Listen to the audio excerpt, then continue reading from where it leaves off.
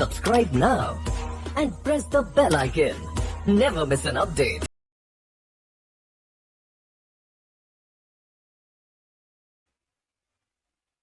Alright, now so we can just go ahead and create the login page. Before that, I just want to go ahead at the register.php page, and I want to do a couple things, alter a couple things here and there. So I want to add the register button, or the register link actually right over here, and I want to go ahead and change this link. As you can see, it's going to register.php hashtag. So I want to change this as well. So if we go up over here, I want to go to the config first, and I want to define some constant so we can actually use it. I want to go define app URL. So this will be the root URL of our own website, and I want to grab it so we can actually include it in a lot of places. If we just, maybe we'll leave this, and we'll add like the slash when we need it. So if we save this, go right over here, maybe we'll go first at the header, and if we go up over here, maybe we'll copy this, paste, and if we go php echo app URL. Alright, so we close this, go to auth slash register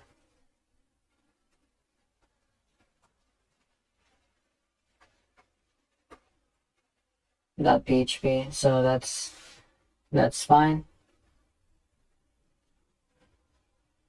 And we need to change this also, so we need to go register. Right, so if we save, and we actually need to go ahead to the register itself, and if we go to the home, yeah, right here, and if we go php echo app URL, it's right over here. If we save this, and in order for this to work, we need to go ahead at the header, well, not at the header, we need to go at the register and just change this config, bring the config to the top. Alright, so this page, this header page right over here can see actually the constant inside the config. Alright, so if we save this also, go over here and save, and if we go right over here and refresh this whole thing, and as you can see right over here, we have register.php page. If we click on it, we're actually going to the same page, and if we click on this, we'll go right away to the home. Alright, but it will trigger an error actually, because we do not, the index is just index.html for now, it's not PHP. Alright, so let's go ahead and close the header, close the footer. Let's say you can close the config also, and right over here we will just create login.php. So maybe we can grab a couple of things. Well, let's say we can just grab those, paste, and we can grab actually the footer. Alright, and if we look up over here,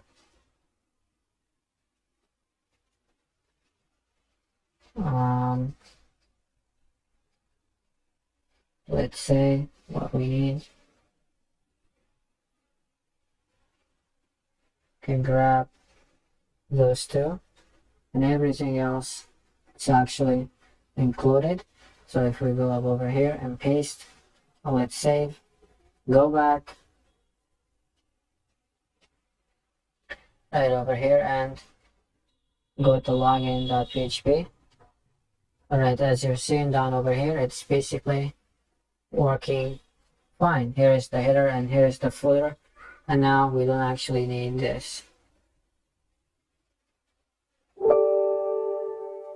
All right, that's fine. So we can just go PHP. Now we can process on the back end. Maybe I will go first for the form. There's the form. The action is going to be login.php page, which is the current page that we're in. If we go for the method, and this is going to be post. All right, and we have the name, and maybe the type will keep it email, and the name for this is going to be email, and this is going to be name, password.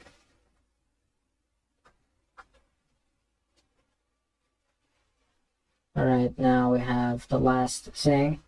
It is going to be submit,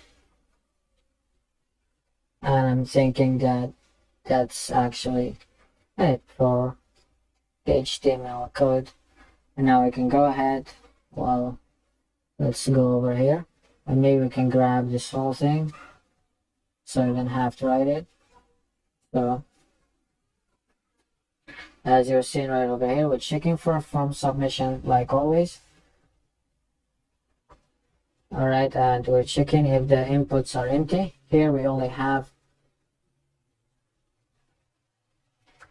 the email and the password, and that's actually it.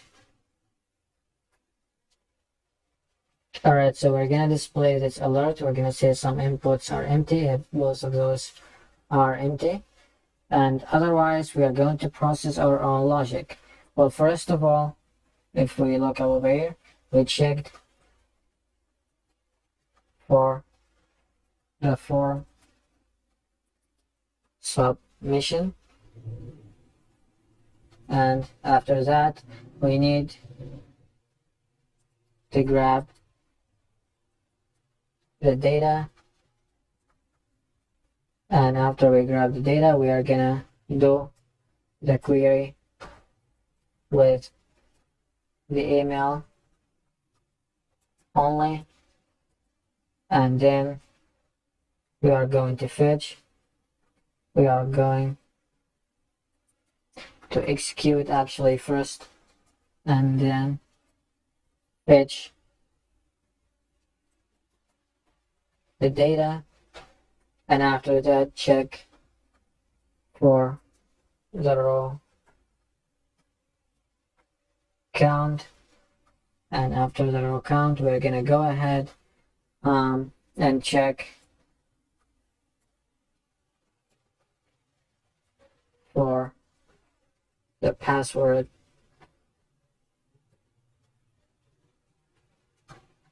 and basically that's all what we need to process this script. It's kind of complicated if you look at it first, but once you wrap your head around it, you're actually gonna achieve some work, or you're gonna do the job quickly.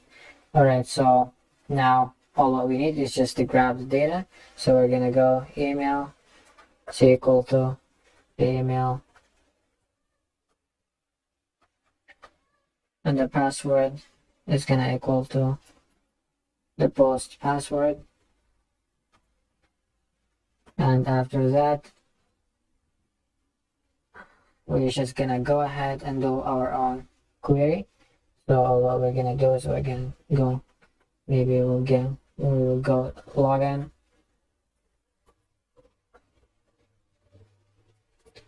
connection query, select all from users where email is equal to the email that we're actually getting, where so yeah, that's actually it with only email, and we are gonna go ahead and execute this, and after that if we actually got the email, we're gonna fetch it. So let's call this select equal to login fetch. We're gonna only fetch one row, so we better just use fetch, not fetch all. So we're gonna go PDO fetch underscore ASSOC, which will fetch this row as an associative array. So please save this. Now if we look up over here, I'm just gonna explain it once more very quickly. So this is actually a password. So we're grabbing the data and we're processing the query with only the email. And if we got, if the email that's coming is matching one of our emails that's already in the database, we're gonna execute this right away, and we are going to fetch it. And we're only fetching it exactly to look to check if the email is valid or not. So we're like we need to check if there's actually, if we're actually modifying some kind of data that's coming, or we're actually modifying some kind of row that's coming from the execute.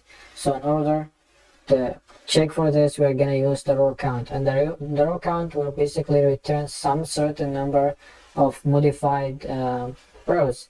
And of course we're only modifying one row right over here, because we're only checking for one user per every query, Alright, so all what we need to do for this, we're gonna go login row count, and we're gonna see if this is greater than 0. That means that we actually have an email that matches the email that the user entered. Alright, so if we have that, we need to go ahead for the next thing to check for it, and this is going to be the password. In order to check for the password, we're gonna go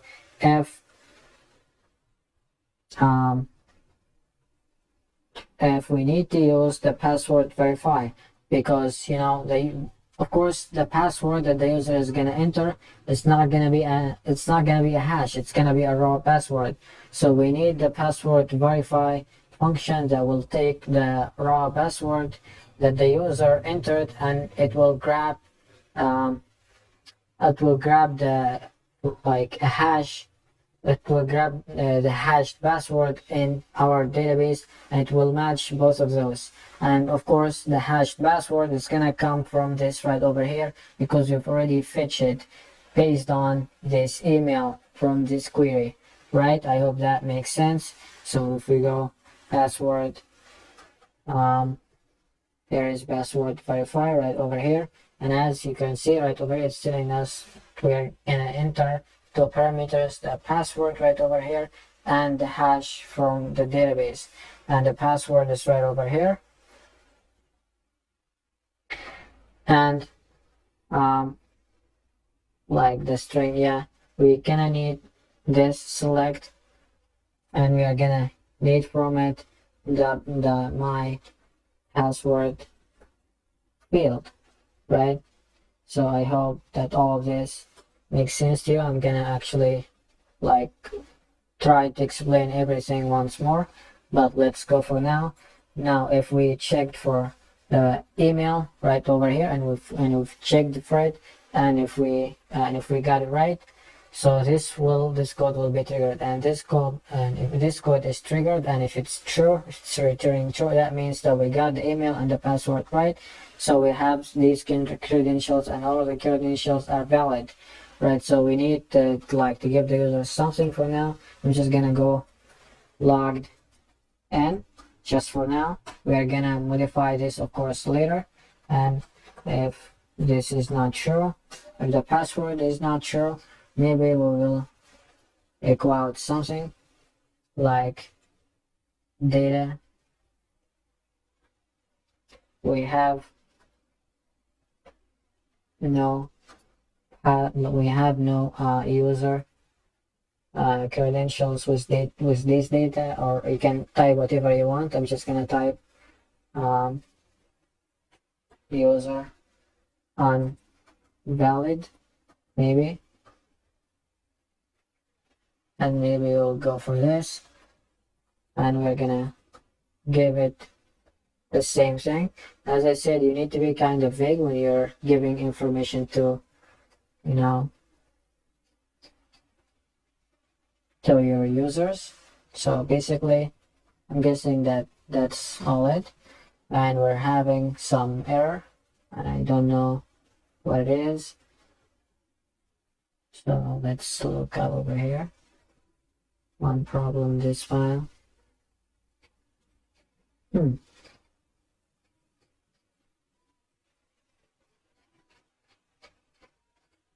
Alright, so maybe we'll just save, and let's see what we got. Maybe we forgot the semicolon somewhere, but I can't see it. So if we go over here, we refresh this, yeah, line 99, and expect it in the file. Alright, line. Alright, so let me. So I was just missing some kind of curly brace right over here. This is what was causing the problem. So if you save this, and maybe I'll keep this invalid. You know, that's what happens when you learn a lot of German. This prefix always gets stuck in your head. And if we save this, we refresh now, you can see that everything is working perfectly. If you refresh this one more time, maybe we'll grab the email. They're basically the same. And yeah, okay. If we try to log in, let's see what we get. If we see logged in, it says invalid user. Maybe the password is different or something. Let's try. Undefined variable password in 28. So let me just, yeah, as you're seeing right over here, this password was not set. So maybe when I tweaked the code, I forgot to do it. So if we save, go up once more, if we refresh this, try to grab this once more and try to log in. Let's log in. Alright, so we have, maybe I have let me just, alright, so there was actually nothing wrong with it. I just need to change this. If this actually worked, I just need to change this to logged in. So if we go right over here, let me just refresh this a couple of times. I actually created another user. That's okay, you can log in with it. If we go up over here, and if we log in, you can see logged in, which means that it's actually working perfectly. Alright, so I'm guessing that's going to be it for this video. I know was kind of annoying having these errors at the same time, but you know, we're doing good work right over here till now, and see you on the next video. For more updates, subscribe to our channel, click the show links and enjoy watching the videos.